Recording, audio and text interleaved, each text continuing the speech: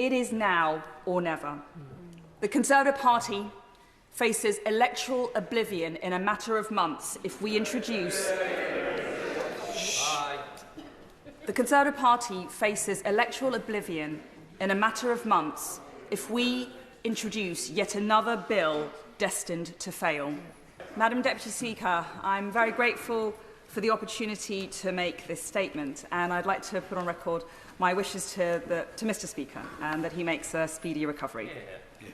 Madam Deputy Speaker, serving in Cabinet for just under 4 years has been a true honour, and I'm thankful for the opportunity and grateful to the many civil servants and ministers with whom I worked.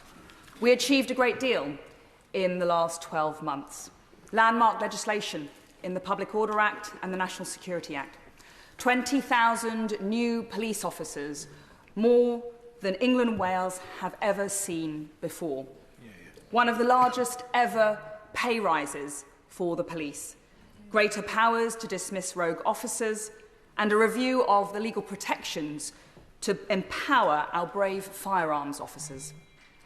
But, Madam Deputy Speaker, I want to talk about the crisis on which I spent more time working than any other. Mass, uncontrolled, illegal immigration.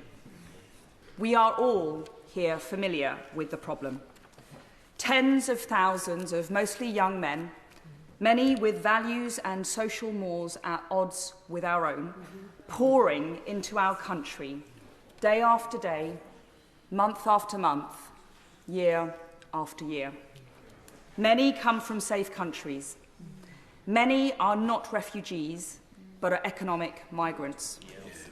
All have paid thousands of pounds to criminal gangs to break into Britain. All have come from a safe country, France, who, let's face it, should be doing so much more to stop them. This is putting unsustainable pressure on our public finances and our public services. It's straining community cohesion, jeopardising national security, and harming public safety. The British people all understand this, Madam Deputy Speaker. The question is, does the government? And will it now finally act to stop it? The Prime Minister, rightly, committed to doing whatever it takes to stop the boats. And he should be commended for dedicating more time and toil than any of his predecessors to this endeavour. And unlike the Leader of the Opposition, who would rather bury his head in the sand, he has actually advanced a plan.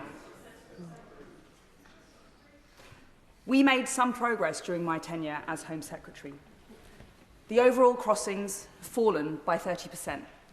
The number of illegal Albanian arrivals down by 90%. And we were starting to close down asylum hotels. But, Madam Deputy Speaker, crossings are down is not the same as stopping the boats. And as Home Secretary, I consistently advocated for legislative measures that would have secured the delivery of our Rwanda partnership as soon as the bill became law. Last summer, following defeat in the Court of Appeal, I advised that we should scrap rather than continue passage of the Illegal Migration Act bill in favour of a more robust alternative that excluded international and human rights laws. When that was rejected, I urged that we needed to work up a credible Plan B in the event of a Supreme Court loss.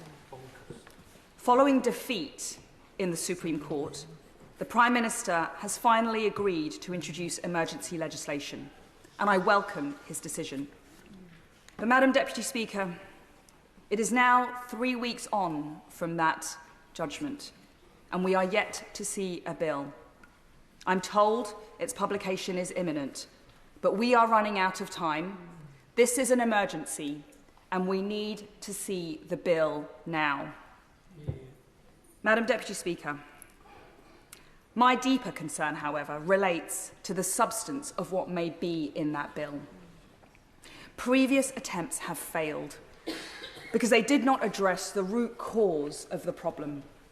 Expansive human rights laws, flowing from the European Convention on Human Rights, replicated in Labour's Human Rights Act, are being interpreted elastically by courts, domestic and foreign, to literally prevent our Rwanda plan from getting off the ground. And this problem relates to so much more than just illegal arrivals. From my time as Home Secretary, I can say that the same human rights framework is producing insanities that the public would scarcely believe. Foreign terrorists we can't deport because of their human rights. Terrorists we have to let back in because of their human rights. Foreign rapists and paedophiles who should have been removed but are released back into the community only to reoffend. Yep, because of their human rights. Violent criminals pulled off deportation flights at the last minute thanks to the help of Labour MPs, free to wander the streets and commit further horrific crimes, including murder. Protesters let off the hook for tearing down statues and gluing themselves to roads. And our brave military veterans harassed through the courts some 40 years after their service. Madam Deputy Speaker, it is no secret that I support leaving the European Convention on Human Rights and replacing the Human Rights Act with a British Bill of Rights that protects the vulnerable and our national security and finishes the job of Brexit by extricating us from the foreign court and restores real parliamentary supremacy. But I accept that the government won't do that and that it is a debate for another day. And crucially, when it comes to stopping the boats now, leaving the ECHR is not the only way to cut the Gordian knot. Emergency legislation would enable this only if it meets the following tests. Firstly, the bill must address the Supreme Court's concerns about the safety of Rwanda. Secondly, the bill must enable flights before the next election by blocking off all routes of challenge. The powers to detain and remove must be exercisable, notwithstanding the Human Rights Act, the European Convention on Human Rights, the Refugee Convention, and all other international law. Thirdly, the bill must remedy deficiencies in the Illegal Migration Act to ensure that removals can take place within days, rather than allowing individual claims and challenges which drag on for months. Fourth, the bill must enable the administrative detention of illegal arrivals until they are removed. And just as we rapidly built Nightingale hospitals to deal with COVID, so we must build Nightingale-style detention facilities to deliver the necessary capacity. Greece and Turkey have done so. Greece and Turkey have done so. And the only way to do this, as I advocated for in government, is with the support of the Ministry of Defence. Fifth, Parliament must be prepared to sit over Christmas to get this bill done. All of this, Madam Deputy Speaker, comes down to a simple question. Who governs Britain? Where does ultimate authority for the UK lie? Is it with the British people and their elected representatives? Or is it in the vague, shifting and unaccountable concept of international law? On Monday, Madam Deputy Speaker, the Prime Minister announced measures that start to better reflect public frustration on legal migration. He can now follow that up with a bill that reflects public fury on illegal migration and actually stop the boats. Finally, Madam Deputy Speaker, it is now or never. The Conservative Party faces electoral oblivion in a matter of months if we introduce...